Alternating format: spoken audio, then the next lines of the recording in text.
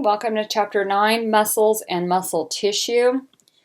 All right, we're going to start with an overview of our muscle tissue, which takes up nearly half of our body's mass. So, nearly half of your weight comes from your muscles. I'm sure you've heard the expression, muscle weighs more than fat, right? So when you're building muscle and you gain weight, it's a little scary at first. And then you'll hear someone maybe tell you, like maybe a trainer or just someone that knows a little bit about exercise, that muscle weighs more than fat, because that's actually true. Okay. Now, our muscle cells are capable of taking ATP and turning it into mechanical energy. So remember, mechanical energy is energy in motion. So what that basically means is that all of the contracting that our muscles do is mechanical energy. Your ability to walk, move, blink, smile, basically do anything, any kind of locomotion or utilizing any kind of muscles is going to require ATP to be converted into mechanical energy or kinetic usable energy in motion. Okay, let's go ahead and look at the actual muscle tissue that we're going to be talking about. Okay, so we're going to talk about the 3 different types of muscle tissue. Okay, and we're going to talk about the characteristics of muscle tissue and the functions of the muscles. And in the next chapter, we'll actually be learning about individual muscles, but we can't start something that big until we get through the histology side and the physiology side of it. Okay, so I want to point out some important terms. So a lot of the time we can figure out what is being discussed, what something is related to by a prefix or a suffix. And we've talked about this in other lectures. And I'm going to introduce another one. So ultimately, if you remember from other lectures, let me just give you an example. We said that osteo means what? Osteo means bone. We said bone, you got that right. What about chondro? What's chondro mean? Okay, anything that's chondro is cartilage. All right. So, unsurprisingly, the muscles have their own, but they have 3 actually. So, in reference to muscles, the prefixes are myo, mys, mys, and sarco. When you see something, a term that's mysin or myo or myofibril or something like that, or sarco or sarcoplasma or sarcoplasmic reticulum, we're talking about something related to a muscle. Okay, so keep those in mind. Myo, mys, and sarco. This will help you along the way. Okay, we already know the 3 types of muscle tissue, but we'll quickly review them. Skeletal, cardiac, and smooth muscle. Okay, now skeletal and smooth muscle have a unique and pretty interesting shape. And more specifically, I want to focus on the skeletal. So let's quickly review these 2 over here. We'll start with smooth, and then I want to focus on the skeletal. All right, our smooth muscles. Okay, this is a smooth muscle cell. I'm going to have to zoom in here, so just bear with me. Actually going to be zooming in a lot today to give you guys detailed analyses on processes we're going to discuss. So be ready for that. Be ready to take notes as well. Okay, so right here we're looking at an individual cell. There's its nucleus. This is a smooth muscle cell. Right, just write that in. This is a smooth muscle cell. It's just one cell, one nucleus. Okay, this is a piece of smooth muscle tissue. And as you can see, it's this kind of spindle shaped. It's uninucleated, meaning that it only has one nucleus right here and no striations. Okay, so why does that matter? It matters because you need to know the difference between the three muscles. And under any circumstances, even though we've left the histology section of the class, we're still going to be discussing tissues along the way. All right, so you've seen these before, nothing super new here. Now, of course, the cardiac muscles, they make up the walls of the heart, and these are, let's go ahead and take a look. These are these interesting looking branches, okay? They are individually or uninucleated. Okay, and they do make these kind of branches. Look at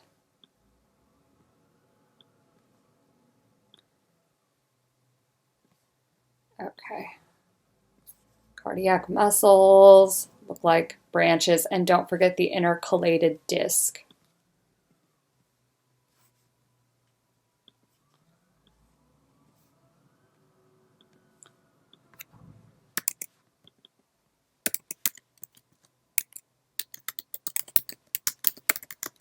Okay, next. This is the skeletal muscle cell that we're going to be looking into quite a bit today. And one of the most important things here is that it is a cylindrical shaped fiber. Okay, unlike the average cell, and it's multinucleated. 1, 2, 3, 4. So these are the only cells that are long and cylindrical.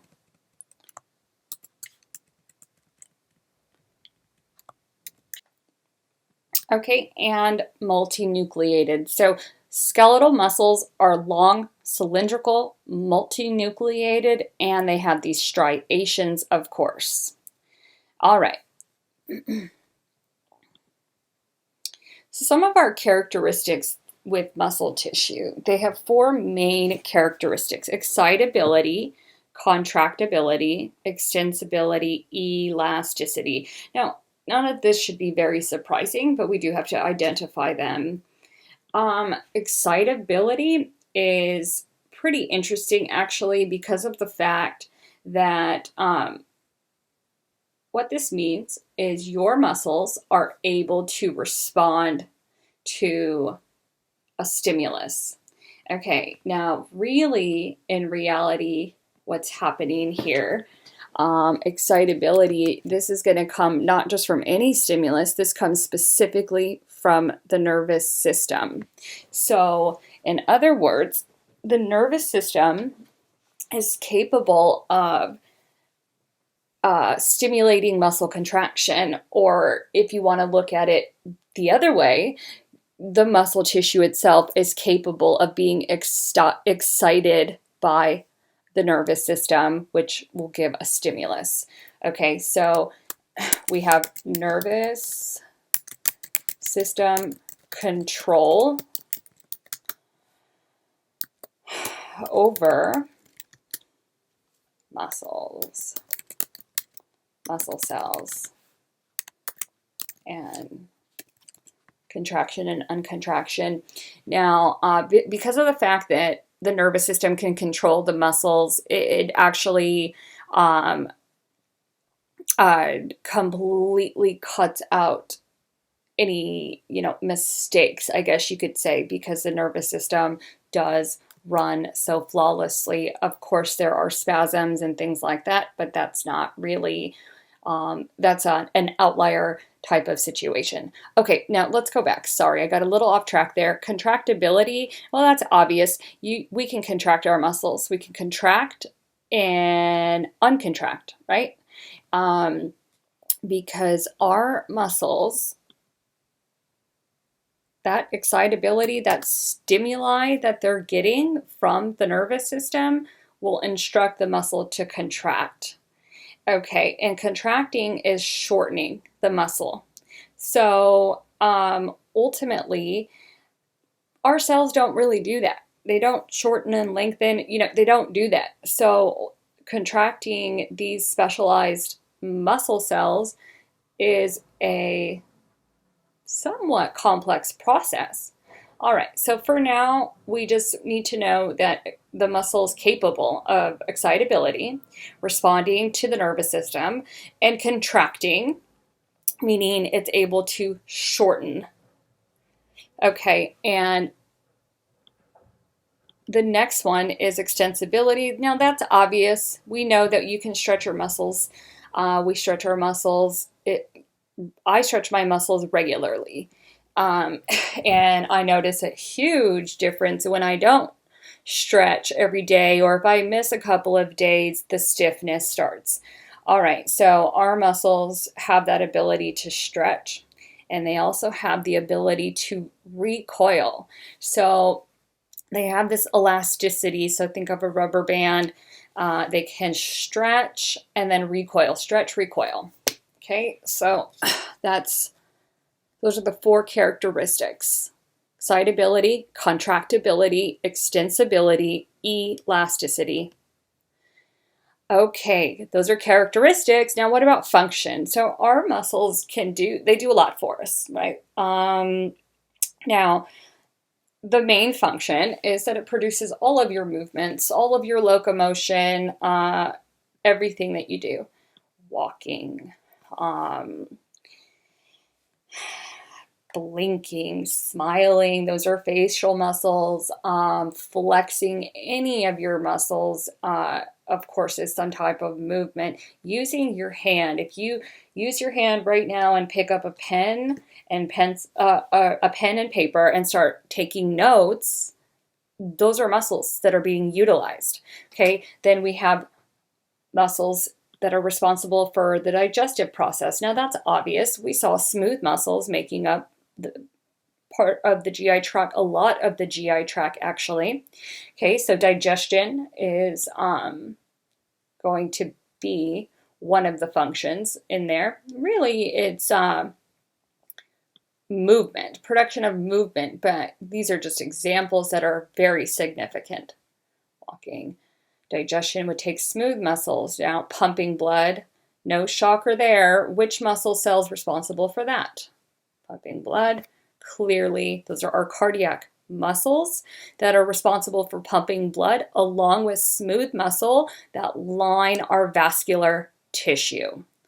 All right, when you guys get into A and P2 and get into the cardiovascular system, you'll know a little bit of background on at least the tissue. Okay, now your posture and the various positions that we sit, stand, drive, walk, the way we move around, everything is maintained by our muscles.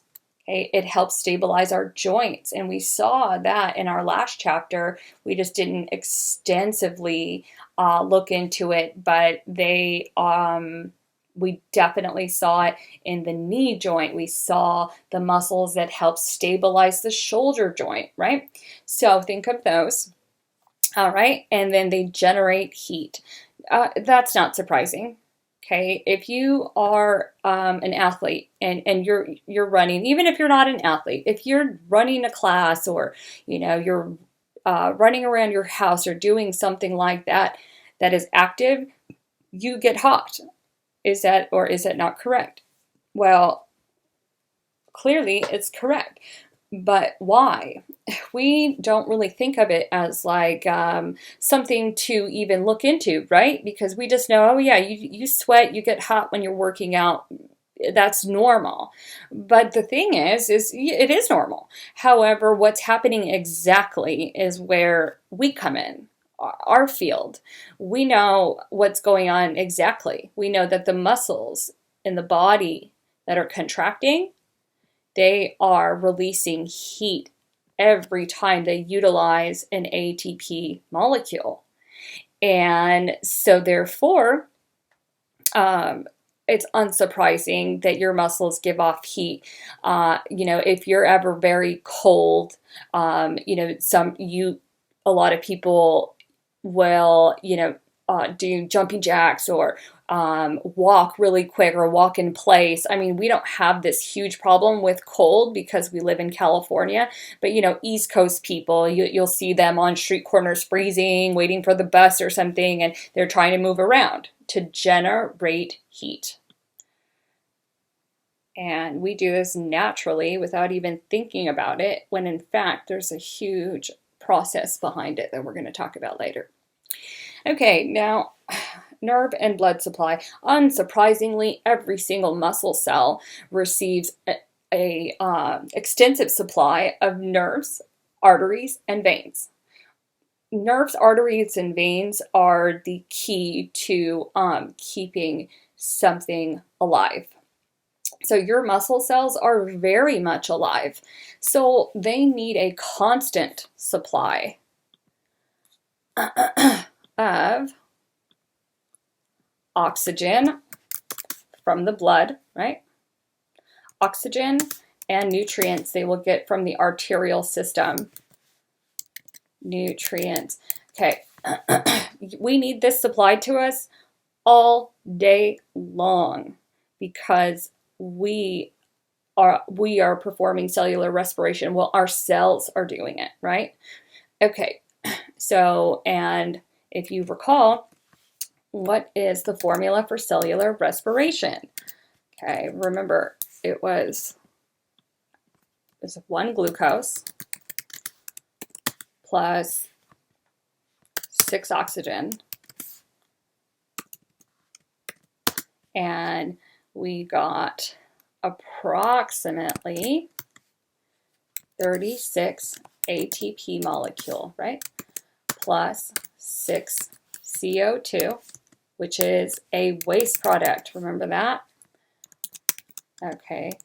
And 6 H2O, which is typically just used by the body. Water's not going to harm us.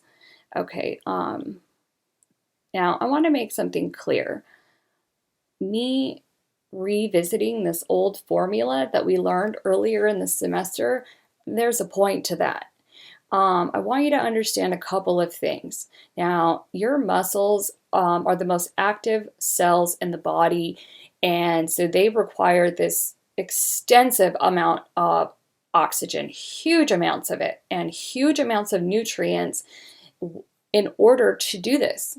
It has to be able to constantly run cellular respiration on a level that is pretty hardcore. It's more than any other cells.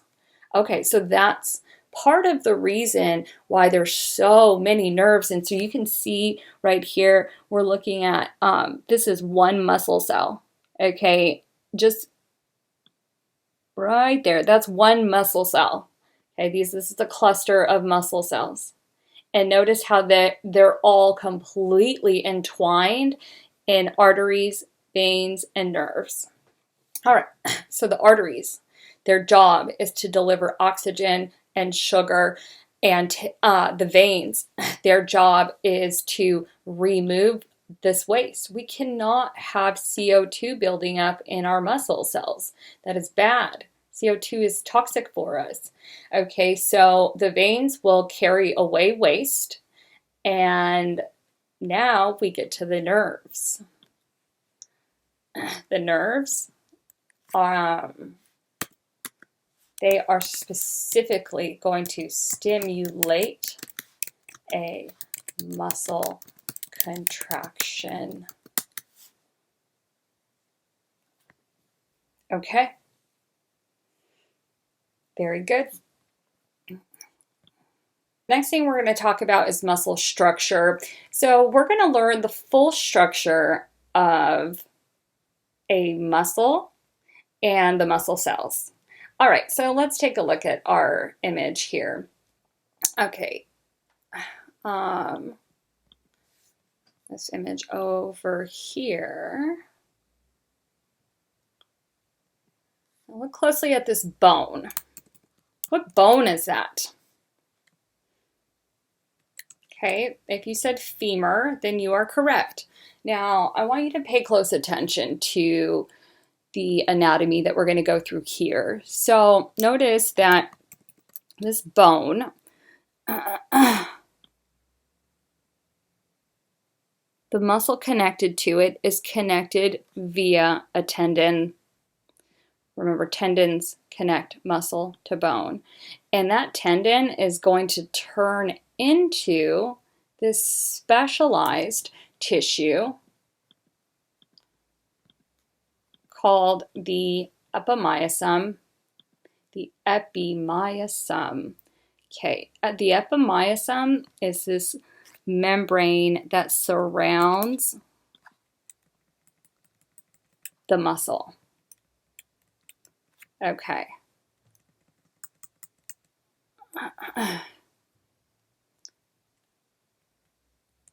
All right. Now, if this is one muscle,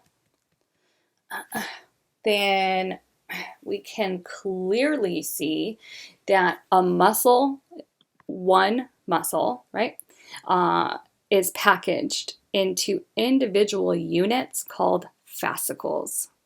So see these little units? That's a fascicle, fascicle, fascicle. Okay. Okay, now these are bundles of the muscle fibers wrapped in connective tissue. So let's say that again. Fascicles are bundles of muscle fibers. So it's a cluster of muscle fibers wrapped in connective tissue. Okay, now I want to make this very clear. Muscle fiber and muscle cell is the same thing. We call it a fiber because of the shape, because it's this long tube shape, right? But it is actually a cell, so I don't want you to mix that up. Okay, so they just are a little more specialized than our other cells. So when you hear muscle fiber, I want you to immediately think that's a muscle cell, aka a myocyte, a mature muscle cell. All right, so the fascicles are this package of bundled up muscle cells. Okay, so that's actually very easy to see. There's the fascicle, and they've zoomed in on it for us, or they've pulled it out. So there it is. So see this guy right here? That's a fascicle that has been highlighted, right? And we said a fascicle is a bundle of muscle fibers, muscle cells. So bundled up muscle cells. Well, let's take a look. Okay. This is a bundle of muscle cells right here. There's another. I'm sorry, this is a muscle cell. Muscle cell. Muscle cell. Muscle cell. Okay, every little group that's surrounded by a membrane. Okay, it's specifically surrounded by the endomyosin. The endomysium, it wraps individual muscle cells. Okay, so that's a cell, cell, cell, cell. All right, I think we get it. Now, notice that they've pulled out one muscle cell right here.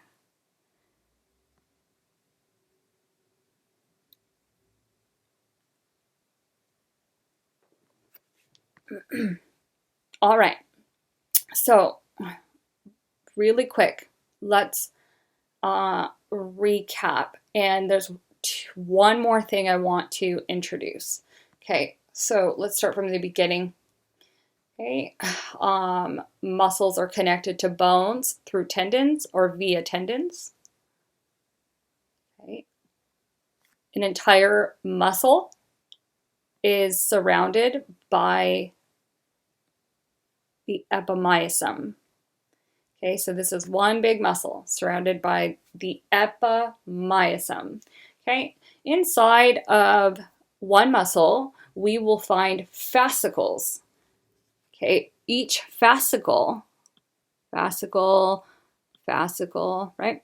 Fascicles are a bundle of muscle cells. Now, that bundle of muscle cells is going to be encased. And so, in other words, the fascicle itself is surrounded by the paramecium. The paramecium is literally just, it's fascia, but it's the location, and peri just means around, and because it wraps around this cylindrical fascicle, we refer to it as the paramecium. Okay, so now the muscles, they are compacted into fascicles, and fascicles are bundles of muscle cells. And then here we are. We have our muscle cells, aka muscle fiber, and each muscle fiber is encased by the endomysium.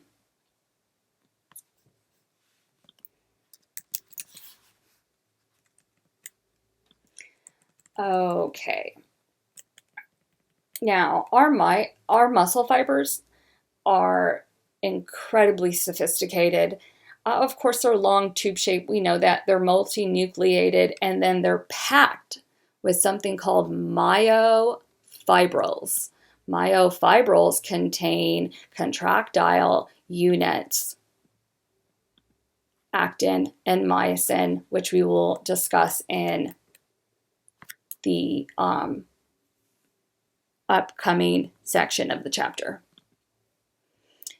Okay, so this is just another perspective of what I just discussed in regards to, there's a bone, there's the tendon turning into the epimysium, and then of course we have our fascicle, and then our individual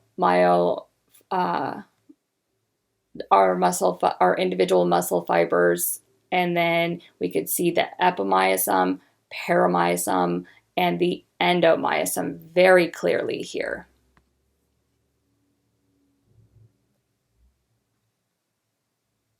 Okay, now quickly, let me just give you guys some tips on memorizing. The epimysium, okay, the epimysium is going to contain the entire muscle cell. It's this deep fascia that encases the entire muscle, right? Okay, the perimysium, peri means around, and it surrounds your fascicles. The endomysium surrounds your muscle fibers. Okay, again, tendons. they connect muscle to bone. More specifically, they anchor muscle to bone, and they also anchor muscles to other muscles. Okay, typically they're round, but not always. Sometimes they're not round, sometimes they're flat or a different shape. Okay, and this is standard. They're made of dense, fibrous, connective tissue. That tendon. All right.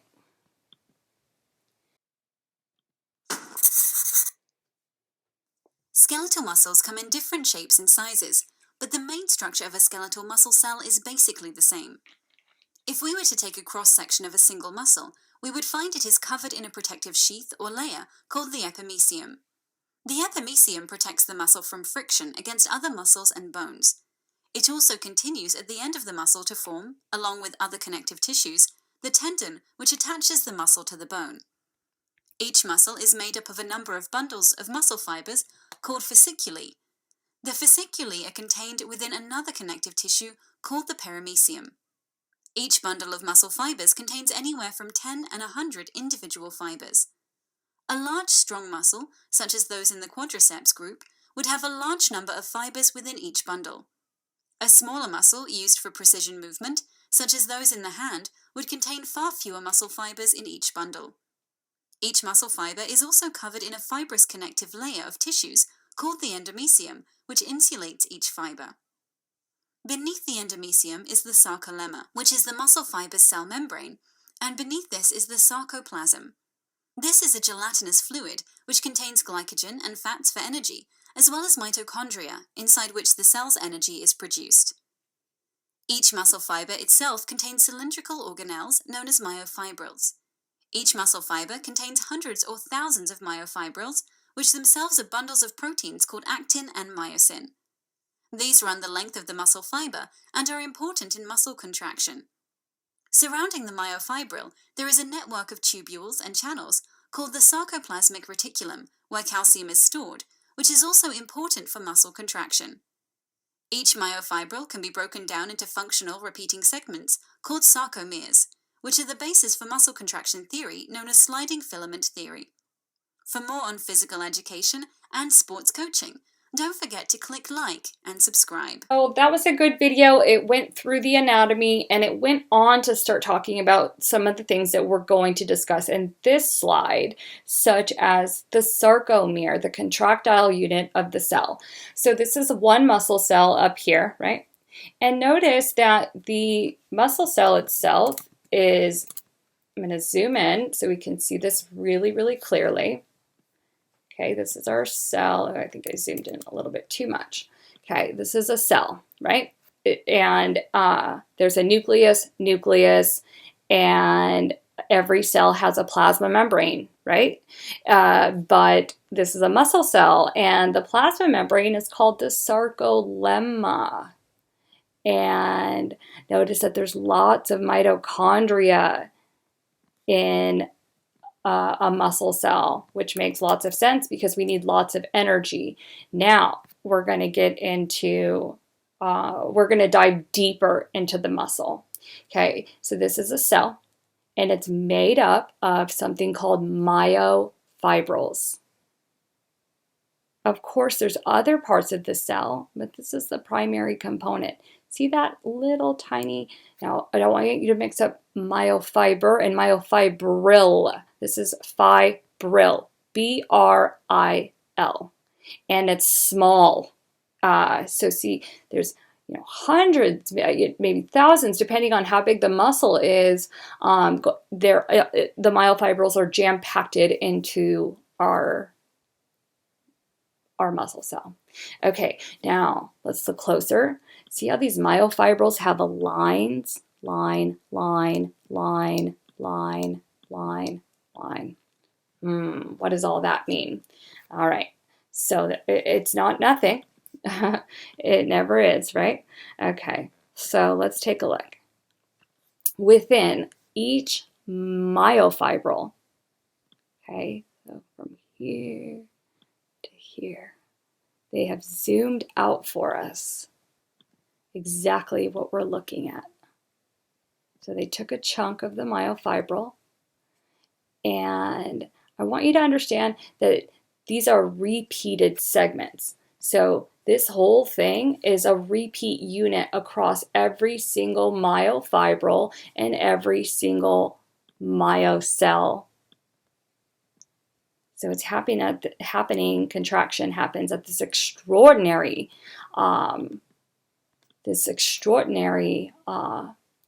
magnitude. Okay, now let's take a look at the myofibril in detail. Okay, now see these lines here? Line, the dark line, right? And there's another one. And then I'm going to move this way. And then I see this kind of Z line or Z looking line, aka the Z disc. Notice that there's another one on this side. Okay, Z disc. So the little that should be easy to memorize because the Z disc looks like a Z. All right, now in between two Z discs, we have quite a bit. That is the sarcomere. Okay, in between this disc and this disc is the sarcomere. Now, I want to point out a couple of important things that we have to know here. Very important. Okay, see this space? It's kind of smooth, then you have your Z disc, smooth, and then we have these red fibers coming in, right? So see all of this kind of smooth area? That is called the I band. And I'm going to erase this one, okay? And there's another I band right there. So that smooth area is referred to as the I band. Now see this?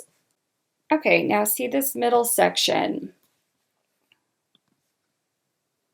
is referred to as the H zone.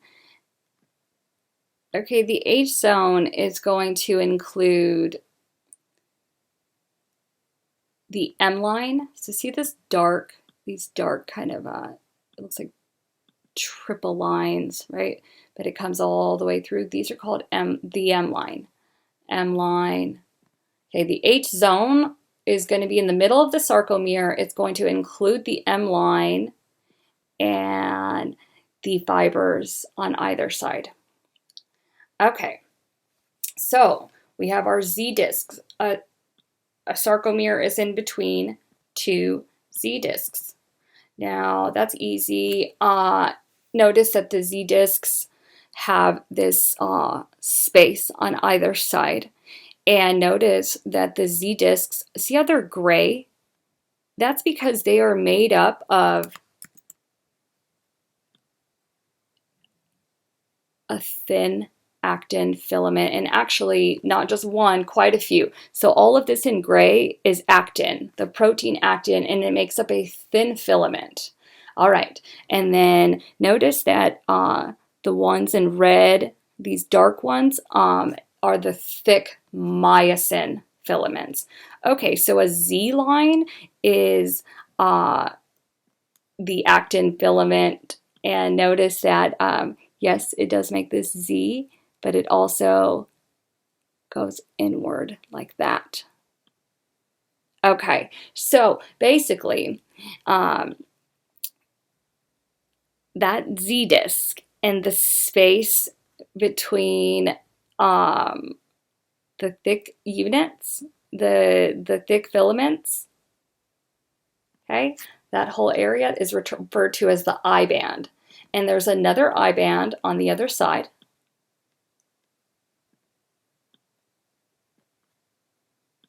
Just clean this up a little bit. Okay. So I-band, I-band. In between, in the middle of the two I-bands, is referred to as the A-band, and that's going to include the entire, this whole thing, the H-zone and all of it. Okay, now we're going to get into the sarcomere itself. Now it's interesting because we have zoomed in so much. Remember, this is one muscle cell. That's it. We haven't even, so you've got to imagine this is one cell, you know, in millions, billions, right? Okay, so this is happening on this level that is somewhat astronomical, is very big. Okay, so let's just include that this is one muscle cell. Okay, this is one muscle cell, and this is one sarcomere on one myofibril within one cell. Okay, just the magnitude is quite extensive. Now let's go ahead and move on. All right, so just as a recap, I want to make sure everybody's on the same page and I haven't lost any of you. So let's recap this whole thing before we get to the sarcomere. That'll make a nice clean start for that. Okay. And it goes into or connects to what I was just saying up here. All right, so our muscle cells are cylindrical. Okay, they're enclosed or encased by something called the sarcolemma, and they are made up of myofibrils. They are multinucleated, and of course they have all of the other properties that a regular cell has, like mitochondria and Golgi and Golgi bodies and nucleus and all that stuff, right? Okay, now the primary units that make up the muscle cell are called myofibrils. Okay, if you look at a myofibril, you'll see these lines. Okay, these are all called, these lines are the M lines that we're able to see. Okay, now,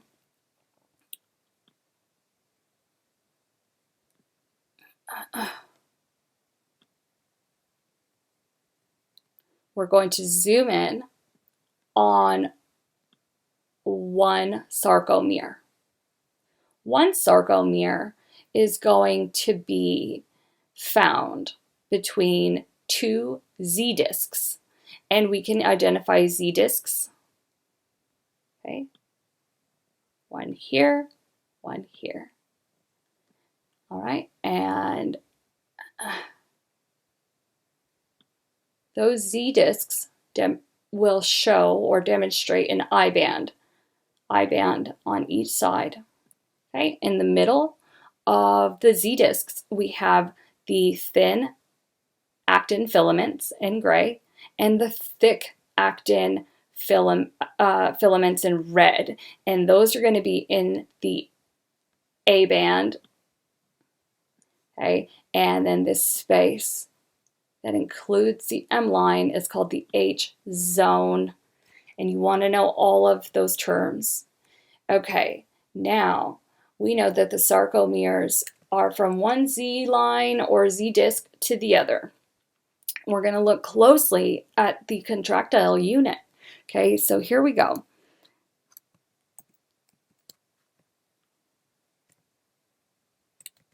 Let's see if I can zoom out of here a little bit. There we go. Okay, this is one sarcomere from here to here, from one disc to another. Okay, and the anatomy gets even more extensive here. All right, there's our M line. Okay, now we can really see the thin filaments. And see how the Z disc is its own thing, but what does it do? It completely connects to the thin actin filament in gray, right there. And notice that it doesn't go all the way. There's this space. There's space between one actin filament and another. That's part of the M line. And let me just actually emphasize one more important thing, okay? It's also very specifically the H zone is that space, the whole thing. All right, but this line is the M line. Okay, here we go. So this is a relaxed muscle. And notice that these thick filaments right here, there they are. They're kind of in the middle, right? So we have this Z line, or the Z disc, it branches out the thin filaments, okay? And then the thick filaments are in the middle. Notice that they're not touching yet. All right. All right, so we're going to take a closer look at that, at the actin and myosin and the sarcomere. Okay, so let's take a look at where we are. Z discs right here, M line. Okay, thin filaments in blue, thick filaments in red. Okay, and remember thin is actin. So notice that at this moment they're not touching one another. Okay, so what do I mean by that? I keep saying that, right? Oops. What do I mean by that? Is that at some point, see these little tiny heads? Okay, these are very significant because these are going to be, these are going to play a vital role in contracting the muscle. All right, so a sarcomere is from one Z disc to another. In the middle is a sarcomere where we have the contractile units, the thin actin filament, the thick myosin filament, and let's go ahead and go on to how a muscle actually contracts. Now, before I do that, I want to emphasize this. When a muscle contracts, what actually is going to happen is both Z discs are going to move towards each other. They'll get closer. And then they will, when they uncontract, they'll go back to that state. So they're going to get pulled in.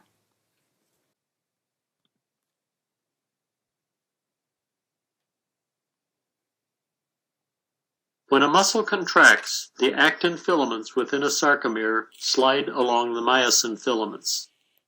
This has the effect of pulling the Z bands closer together and shortening the sarcomere.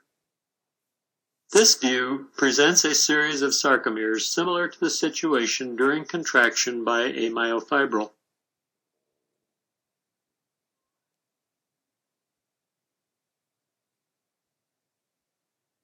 Let us now view the molecular detail of the actin and myosin proteins to demonstrate the molecular events that occur during a sarcomere contraction.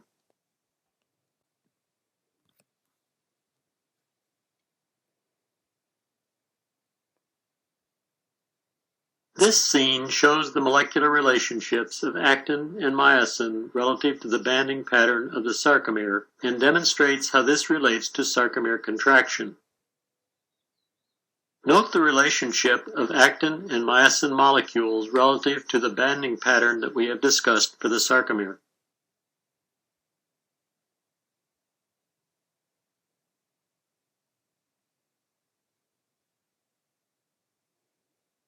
Myosin filaments consist of cross-links that bind to specific receptor sites on the actin. The cross-links pull the actin along the myosin.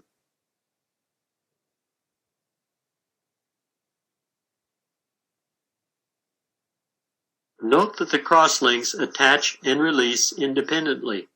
If the crosslinks acted in unison, they would all be released at once, and the myosin would be detached from the actin, allowing the sarcomere to go back to its relaxed, uncontracted state. Let us look more closely at how the crosslinks slide the actin along the myosin. Okay, the next thing we're going to talk about is the neuromuscular junction. So we got to see how the sarcomere contracts. Now, and we've talked about quite a bit in regards to how muscles are controlled and some of their functions and characteristics. Actually, let's flip back to that really quick.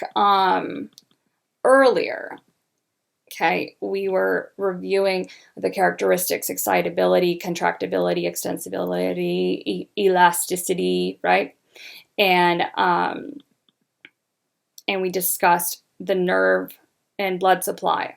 Okay, now we're going to take a look at how the nervous system controls the muscle cell contraction. Now, where a neuron meets a muscle cell is referred to as the neuromuscular junction. So this is pretty easy to remember. Think of it this way. Neuro means what? Neuron, the nervous system. Muscular means what? Muscle. Okay, and junction is where two things connect.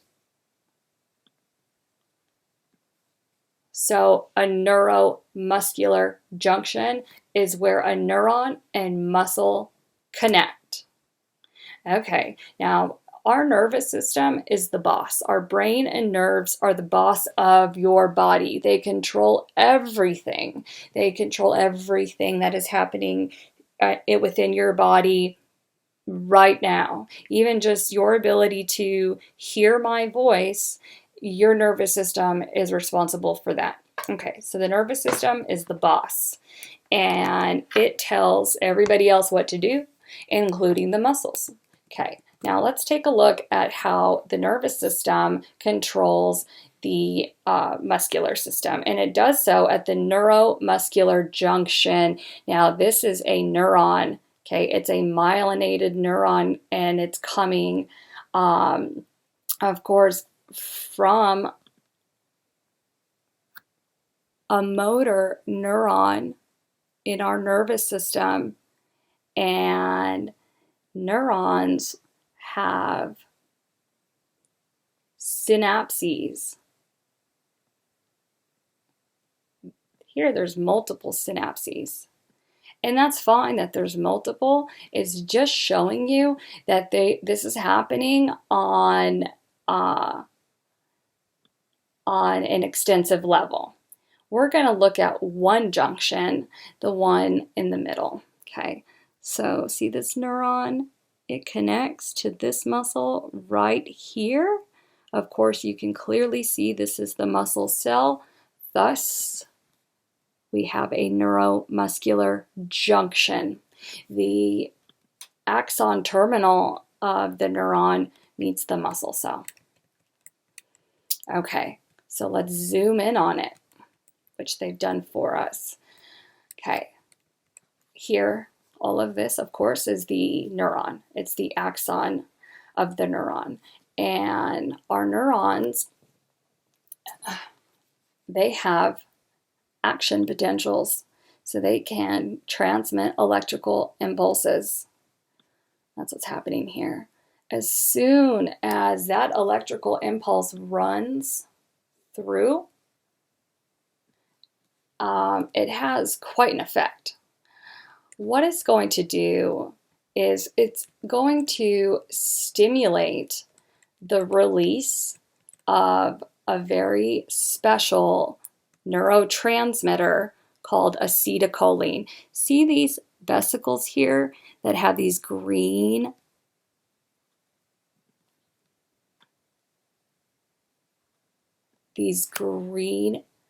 circles in them? Those are neurotransmitters called acetylcholine, ACH for short. Okay, acetylcholine, okay, acetylcholine is released by the action potential coming from the neuron. The electrical impulse coming from the neuron is going to force it forces itself, the neuron itself, to release acetylcholine via exocytosis. So see all of these vesicles, they're going to fuse over here, and they'll fuse with the membrane and release acetylcholine right into the neuromuscular junction where the muscle cell meets the neuron. So here we have the muscle cells down here. I'm going to put an M for muscle cell, and acetylcholine has been released.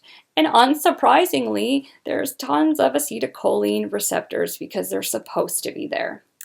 Okay.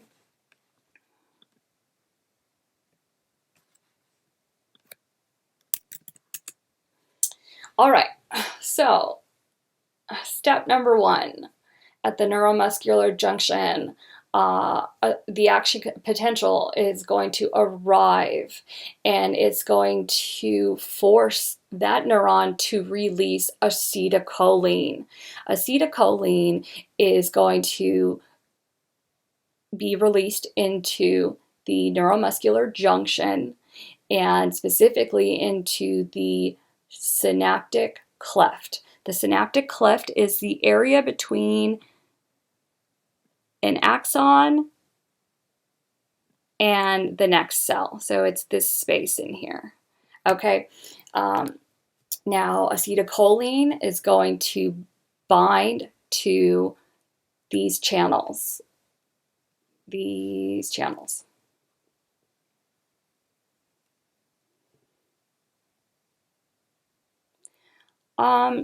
Now let me just add something really quick. Now this is part of neuro, and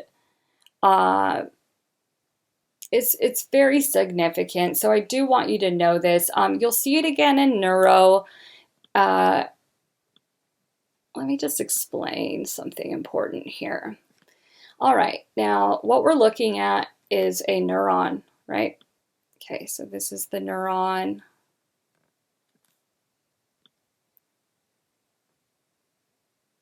Okay, and then this is the muscle cell down here.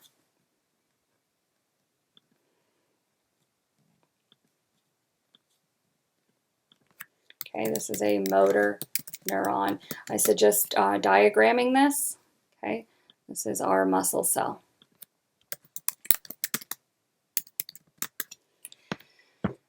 This is a general, this is generally how our nerves work. Okay, we always have vesicles that are filled with neurotransmitter.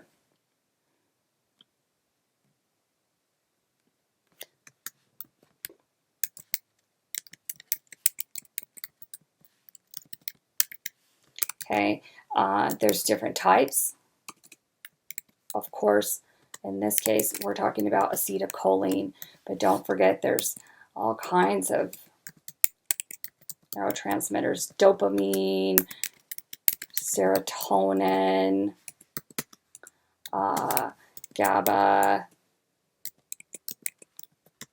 adrenaline, the list goes on and on.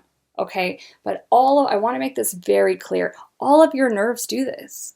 And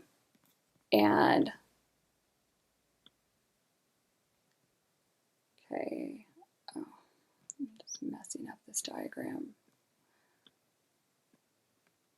Just bear with me here, you guys. I'm going to just fix this sketch.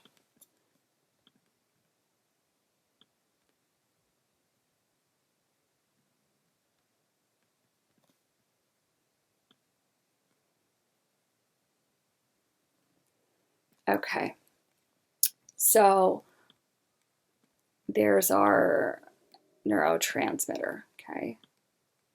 And then, of course, those are vesicles. Now, on top of that, we have calcium channels.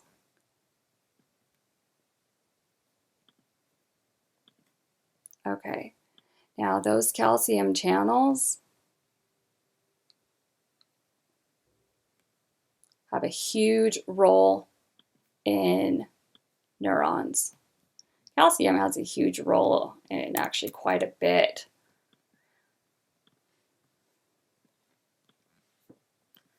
Okay.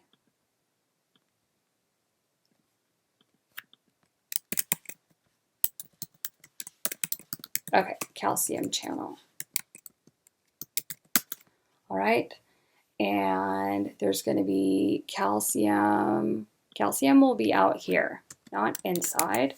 It'll be outside. Because we have calcium all over the place. Okay, so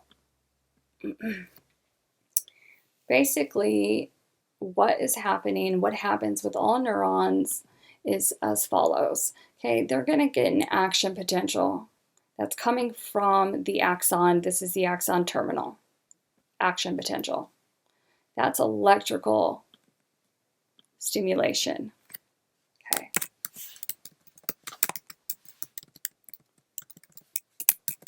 All right. Now, once that action potential comes through, it's going to open these calcium ion channels up. And if they're open, then things have just changed. If we open up a calcium channel, what do you think is going to happen? Well, obviously, calcium influx into the motor neuron is going to occur. Why is that important? Because as soon as calcium flows into this neuron, its job is to force the exocytosis and release of the neurotransmitter into what we refer to as the synaptic cleft.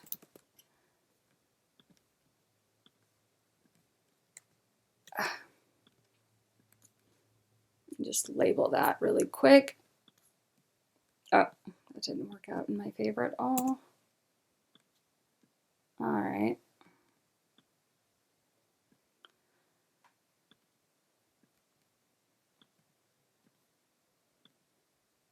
All right, so this area is referred to as the synaptic cleft. Okay, and then on this side, we either have a postsynaptic neuron, or in this case, we have a muscle cell. And typically, whatever the neurotransmitter is, there's a receptor for it on this side. And then that binding will elicit a response. Okay, so this is how neurons work in general. Now, a neuromuscular junction is no different, but it's going to have extra stuff. Okay, so let's look at this, look at their picture, and apply what we just discussed about neurons and their behavior, and apply it here. Now, this is how they all behave. They all have the calcium channels. Okay, they all have synaptic vesicles containing some type of neurotransmitter, and this one is acetylcholine. So here comes the action potential. Step 1, okay?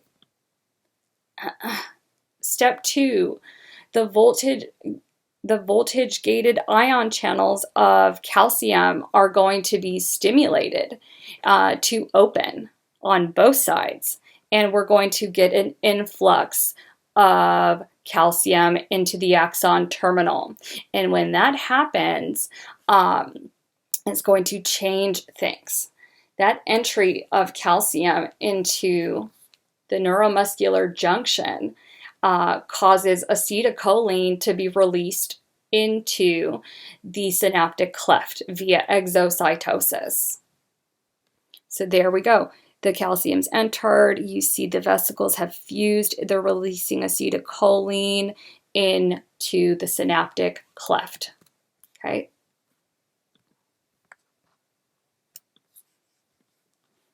Alrighty. Let me zoom out just a bit. There we go. Okay. So, that acetylcholine will move and diffuse across the synaptic cleft and bind to one of its receptors, or its receptors will get filled, actually. Acetylcholine will keep binding while it's present. Okay, so the binding of acetylcholine to a receptor is going to elicit a response on the sarcolemma. Okay. Now let's look at the next step. So, what is that response? Let's take a look. Now, acetylcholine binds to acetylcholine ligand-gated ion channels. Okay, now what's going to happen here is that acetylcholine will bind to its channel, and it's going to stimulate the passage of sodium into the cell and potassium out of the cell. Okay. Now, what this is going to do to the cell is create something called a membrane potential. In other words, it's going to stimulate further electrical activity. And ultimately, what we're going to see is that the acetylcholine is going to trigger the it's going to trigger a full response across the membrane potential. All right, now let's go ahead and take a look at what that response is going to look like.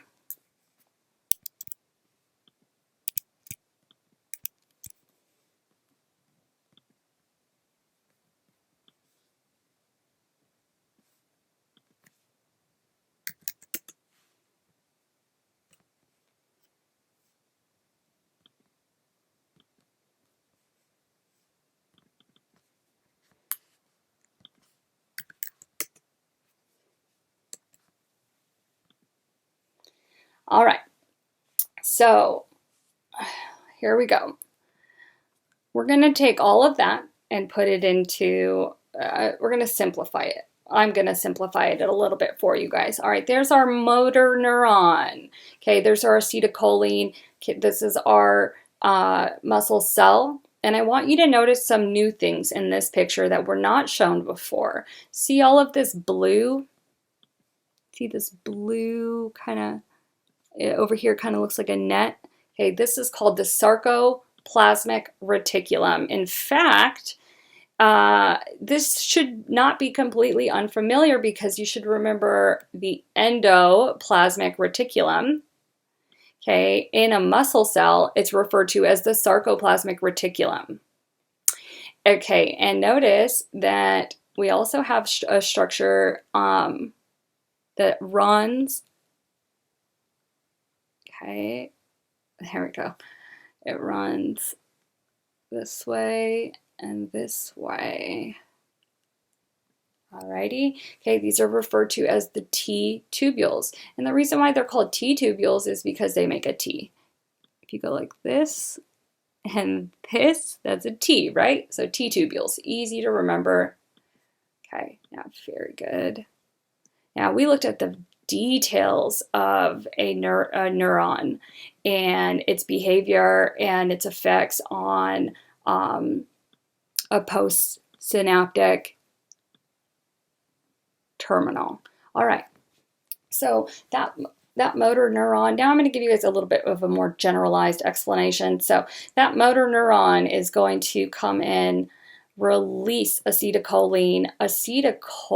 The release of acetylcholine is going to generate a an electrical impulse that is going to run across the membrane this way. It will run this way, so it starts spreading. And then it will run down the T-tubules. Okay, now, once it moves down the T-tubules, see that little electrical looking mark? Okay, it's indicating the electrical impulse. Okay, so it's carried down the T-tubules, and once that happens, the Sarcoplasmic Reticulum is going to release calcium. Calcium inside of the muscle cell. That calcium is directly responsible for muscle contraction.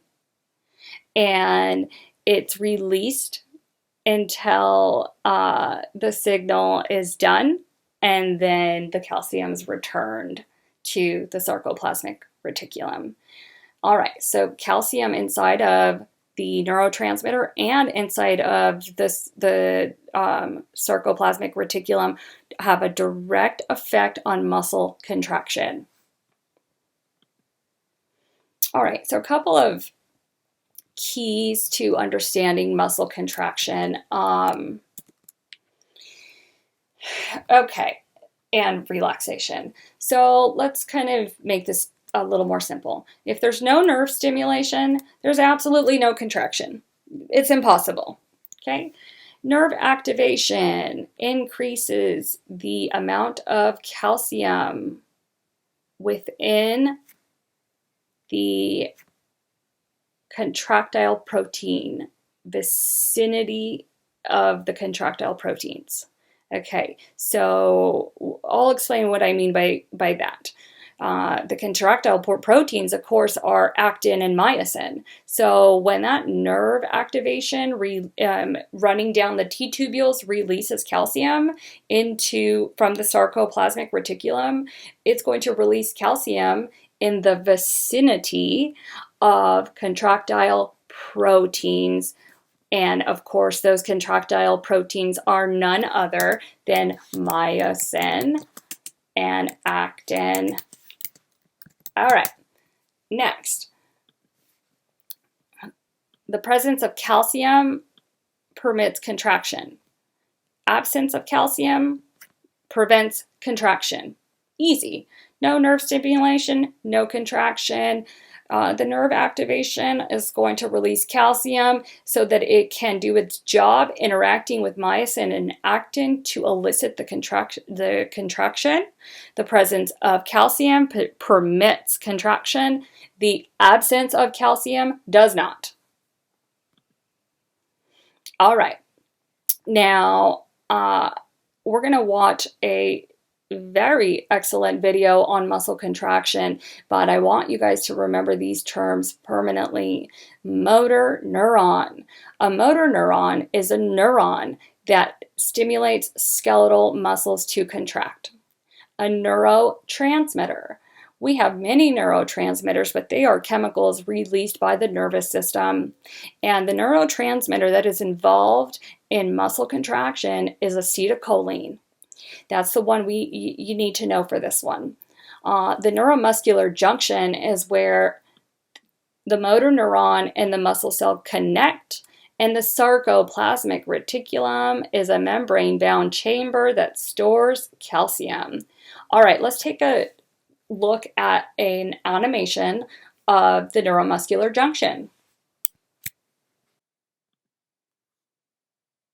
Nerve impulses, also known as action potentials, travel from the brain or spinal cord to trigger the contraction of skeletal muscles. An action potential propagates down a motor neuron to a skeletal muscle fiber.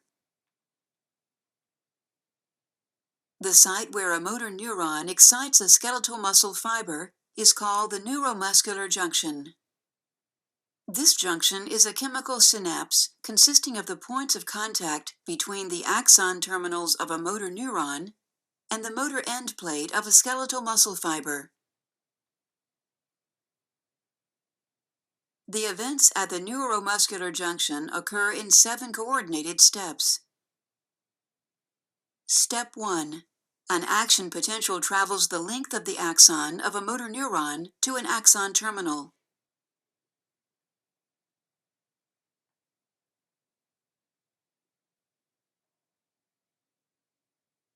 Step 2.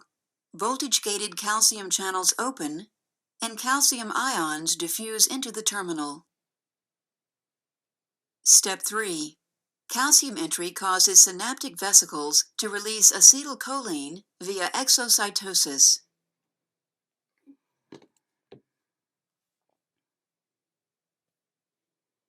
Step 4. Acetylcholine diffuses across the synaptic cleft and binds to acetylcholine receptors, which contain ligand-gated cation channels. Step 5. These ligand-gated cation channels open.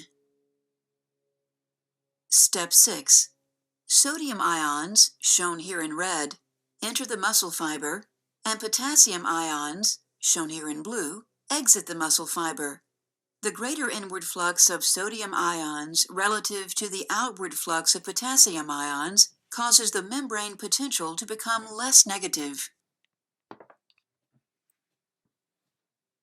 Step 7. Once the membrane potential reaches a threshold value, an action potential propagates along the sarcolemma. Neural transmission to a muscle fiber ceases when acetylcholine is removed from the synaptic cleft. This removal occurs in 2 ways. 1. Acetylcholine diffuses away from the synapse. 2. Acetylcholine is broken down by the enzyme acetylcholinesterase to acetic acid and choline. Choline is then transported into the axon terminal for the resynthesis of acetylcholine.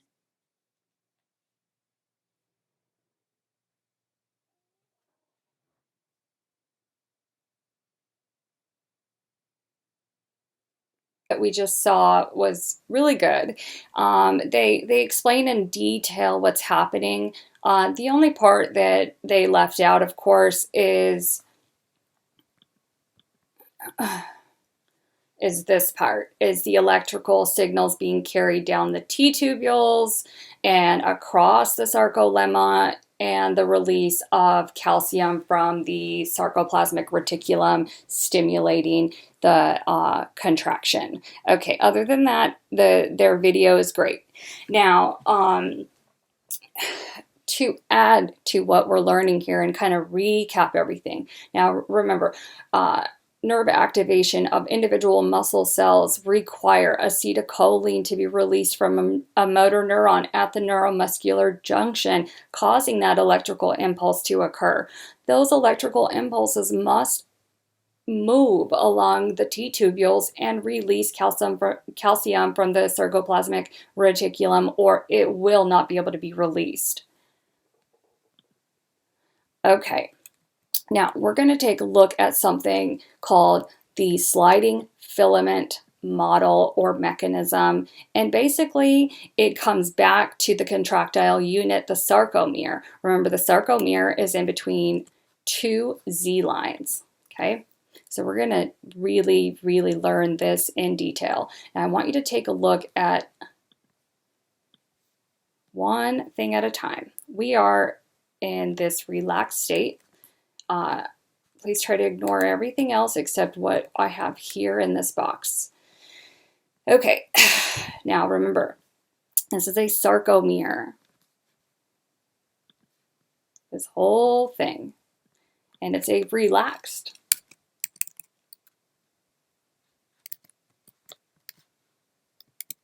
Okay, and don't forget, these are the Z lines,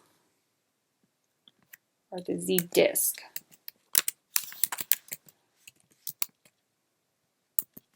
Okay, And then, of course, these are thin actin filaments. Notice how there's a Z line and another group of thin actin filaments on both sides. Now, I want you to notice something else. Now, these are connected. Yes, they are not all actin. The Z line, though, however, connects and makes this whole unit. Okay, so that's the end side of the unit, and then it's got the thin actin filaments sticking out. So it's this whole unit. And the same thing on this side. C line.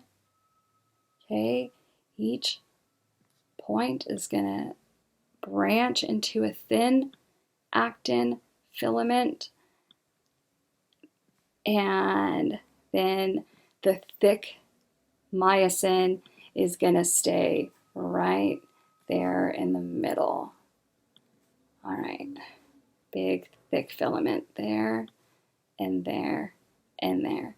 Notice that they are not touching in the relaxed state. The thin and thick filament are disconnected. Okay, now when it's time to contract a muscle, that all changes. So if we zoom in on the actin, the thin filaments, and the myosin, the thick filaments. So actin's got these little tiny protein, circular protein filaments. Those are the actin molecules, the little circles. Okay, the myosin are, see these funny looking, like, it almost looks like a golf ball. I'm sorry, a golf, not a golf ball, what's wrong with me? I can't even think. You know, like a golf club. Jeez Louise, that was hard for me to think of. Sorry, you guys. Okay, so they kind of look like a little golf club. That's called the myosin head. Okay, this is the myosin molecule. These circles, actin molecule. All right, now in the relaxed state, actin and myosin are completely disconnected. Now let's look what happens when the muscle contracts. That's a whole nother ball game. Now, the state of contraction, what we're going to see is these myosin heads are attached to the actin.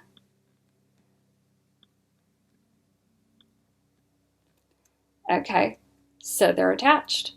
Now, we look closer, they're not only attached, but they're attaching and pulling everything, pulling the Z lines on both sides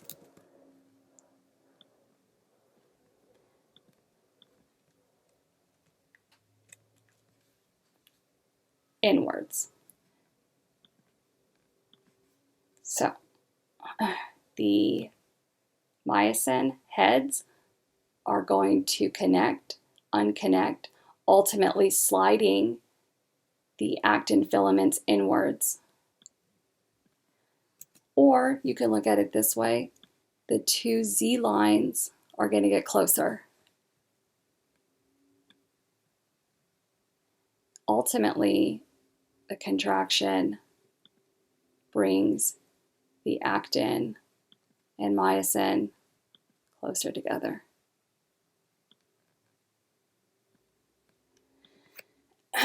Okay.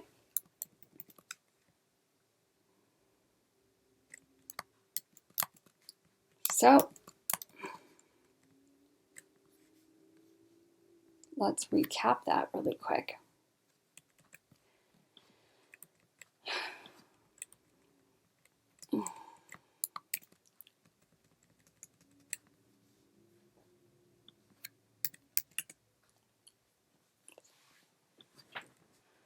Okay, calcium initiates the sliding filament model. All right. Now, in a relaxed state, actin and myosin are not touching. In a contractile state, the myosin heads are attached to the actin molecule and they are sliding the entire filament to the center, giving this the name of the sliding filament model or sliding filament mechanism. And calcium has a direct role. So we're going to see how calcium has a role in muscle contraction. Now, in order for muscle contraction to occur, we need calcium to be released from the sarcoplasmic reticulum. Calcium is going to bind to a molecule called troponin. The troponin-tropomyosin complex then shifts because of calcium binding into a very specific position, which will allow myosin binding sites to be exposed that are on the actin filament. Okay, they are called myosin binding sites, but they are on the actin filament. I want you guys to remember that. All right, so the myosin heads form cross bridges with the actin filament. The filaments and the actin filaments are pulled towards the center of the sarcomere, and that is a muscle contraction in a nutshell. Now, how does calcium play a role? Now, that calcium that's released from the sarcoplasmic reticulum, without it, there is no muscle contraction. Why? So why? We want to know why. This is why. All right. Inside of our myosin binding sites, inside of our actin specifically. So in other words, inside of the sarcomere, in the thin filaments, actin looks like this. If we zoom in on it, we have these, those are the little circular subunits that we saw earlier. Okay, actin. These are all actin. This is an actin fiber. Now notice this. See this gray kind of cord that's wrapped around here? And see these calcium binding sites? Okay, that is called tropomyosin. And it has these calcium binding sites that are within the troponin complex. All right, so tropomyosin is this long gray cord, and the troponin complex are these like purple structures, but they specifically have calcium binding sites. Now notice this. When there is no calcium present, see these little holes, these empty spaces, okay? Those are blocked. Tropomyosin is covering them. All right, now when the sarcoplasmic reticulum releases calcium, everything changes. Calcium is going to interact directly with the calcium binding sites on troponin, forcing tropomyosin to get out of the way, exposing these little myosin binding sites. Now remember, these are myosin binding sites because that's where myosin will bind, but this is actin. This is actin, actin, actin. All right, so let's start again. Actin, it's a thin filament in our contractile unit, and actin and myosin compose or make up the sliding filament model, right? Remember? Okay, and in this relaxed state where there's no calcium present, those actin, okay, see these little circles? Those little actin molecules that possess the myosin binding site are covered. They're covered in the absence of calcium. because tropomyosin and troponin cover the myosin binding site on the actin, and they will not uncover the binding site until calcium is present. It interacts with the calcium binding site and the troponin complex, removing the tropomyosin out of the way, exposing the myosin binding site, allowing the myosin to connect.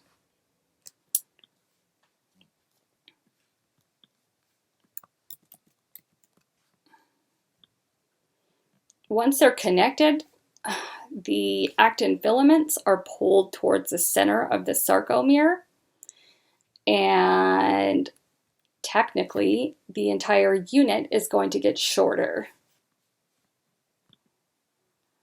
Okay, what about relaxation? We can't have muscles contracting forever because that would be a misappropriation of our neurotransmitters, our calcium, and it would be damaging to our muscles. So we have to be able to stop. If you have a muscle that's spasming out of control, that's a different problem. But a regular healthy muscle knows how to relax on its own because it will follow the following steps. When the muscle has contracted and is ready to relax, the nerve action will end, thus ending the contraction. Calcium is pumped back into the sarcoplasmic reticulum. Now, if there's no calcium, okay, and calcium is removed specifically away from troponin, there's no calcium present. Therefore, there's no cross bridge that can be made because troponin will go back to its previous state in covering up the myosin binding sites. As soon as calcium is gone, troponin goes back to its position and myosin binding sites are covered. Okay.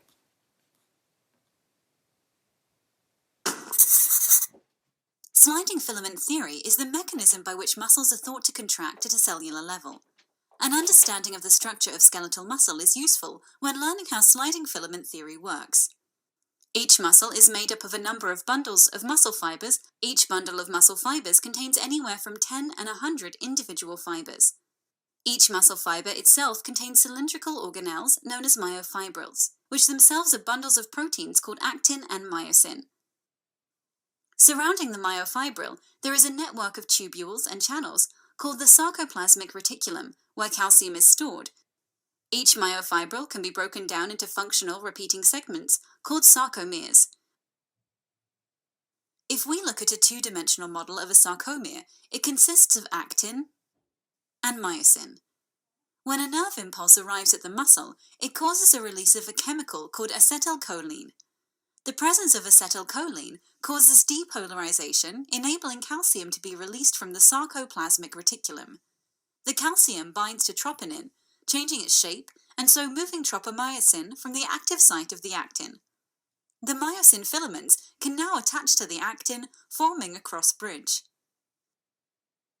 The breakdown of ATP releases energy, which enables the myosin to pull the actin filaments inwards, contracting the muscle. This occurs along the entire length of every myofibril in the muscle cell. When an ATP molecule binds to the myosin head, the myosin detaches from the actin and the cross bridge is broken. When the ATP is then broken down, the myosin head can again attach to an actin binding site further along the actin filament and repeat the process. This repeated pulling of the actin over the myosin is often known as the Ratchet Mechanism. This process of muscular contraction can last for as long as there are adequate ATP and Ca+ stores. Once the nerve impulse stops, the Ca+ is pumped back to the sarcoplasmic reticulum and the actin returns to its resting position, causing the muscle to lengthen and relax.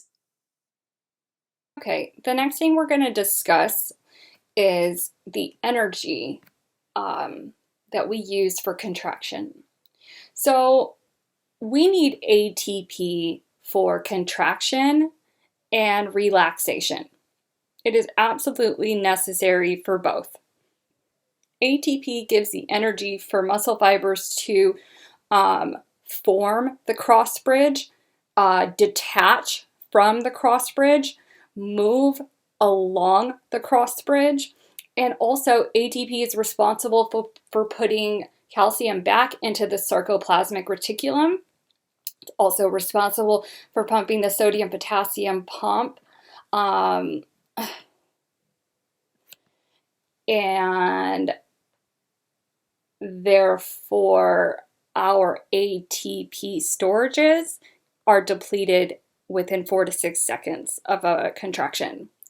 Okay, so ATP in muscles has to be regenerated incredibly quickly, more quickly than, let's say, the muscles of your stomach or the muscles of, I'm sorry, not the muscles of your stomach. Well, actually, yeah, okay. The cells of your stomach, that's what I meant to say. And in other words, muscle cells require the most ATP than any other cell.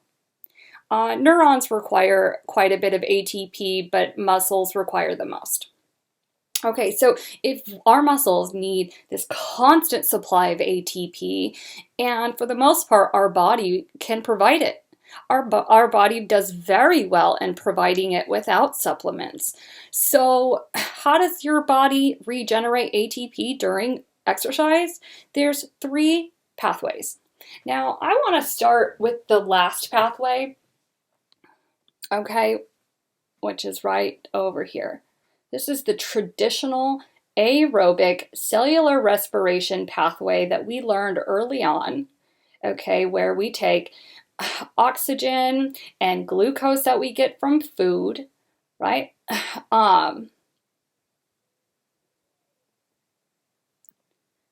And ultimately, we'll go through the steps of glycolysis, pyruvate oxidation, the citric acid cycle, and then oxidative phosphorylation, which makes the ATP, and then of course we get CO2 and water. Okay, so that's the classic aerobic cellular respiration pathway. It requires oxygen. It makes 32 ATP per 1 glucose. And CO2 and H2O are given off as byproducts. And then this pathway will provide enough energy for hours. All right, but at some point, we run out of energy sometimes, right? Especially if you're an athlete, right? And so then the body has a backup plan. So it will move into the anaerobic pathway. So it will use actually all of them. This one is already being utilized on a regular basis. If you're working out real hard and you pulled most of these through, and you're running low on oxygen, the body will move into something called the anaerobic pathway. See how the oxygens are crossed out? And we've actually learned the anaerobic pathway. You should remember this from cellular respiration, right? This is when your body will take that glucose and run glycolysis only, and in the end give us 2 ATP only. But we do get the energy we need. But the problem is lactic acid is released into the blood, which causes the burning sensation we feel in muscles. However, we utilize this resource because it's necessary. Okay, now this one we haven't seen before. This one's called direct phosphorylation. It's a coupled reaction of creatine phosphate and ADP. So apparently what can happen is creatine phosphate, CP, it can give away it can give away its phosphate to ADP, okay, using a creatine kinase, which is a phosphorylating enzyme, thus creating ATP. And this only makes one at a time. but it's actually very smart and clever because there's no lactic acid side effect. So this is why a lot of people that work out, like bodybuilders and stuff like that, they'll take creatine phosphate because it makes ATP quickly. But I don't necessarily recommend it because you want your body to be able to do things naturally, make its own creatine phosphate, and utilize its own resources. Okay, that is the end of chapter 9. In the upcoming chapter, we are going to learn muscles and origin and insertion of each muscle, so be prepared for that. I will see you guys next lesson.